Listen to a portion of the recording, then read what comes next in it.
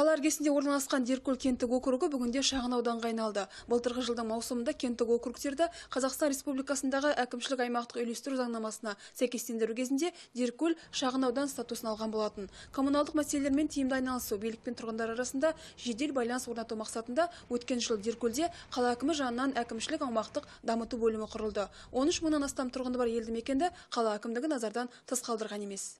Біздің Деркөлде қазір 17.756 халық бар, 2552 зейнеткерлер бар, 1300-ден аса оқушылар бар, 2 мектеп бар. Деркөлде бір мектеп 945 орындық, Ветелки ауылында 80 орындық мектеп бар, 250 орындық балабақша бар. Деркөлден кенттік округ статусы алынғаннан бері тұрғындар арасында екіұдай пікір қалыптасқандығы жасырын емес. Кейбірі бұрынғы округ әкімшілігі жұмыс жасап тұрған кездегі ауыл тұрмысын аңсайды. Кенттік округ әкімшілігінің тарап кетуі алғашқыда ауыл тіршілігіне айтарлықтай әсер етті. Дегенмен қала әкімдігі жанынан ашылған әкімшілік аумақтық дамыту бөлімі мәселелерді реттеп, істі қайтадан қолға алды. Шағын аудандағы тазалық мәселесі де біркелкі жанданған. Қалай болғанда да ауылдықтар енді тұрғындар ахуалының, ауыл тұрмысының ескерусіз қалмас екен дейді.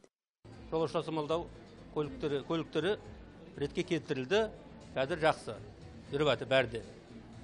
Енді мына тазалыққа келетін болсақ, тазалықты түзелді. Деркөлге жаңа мектеп салу және нөмірі 12-ші орта мектепті күрделі жөндеуден өткізу мәселесі де қала әкімінің есеп беру кездесуінде тағы да көтерілді. Мектептің мән-жайын көрдік, жағдайы төмен.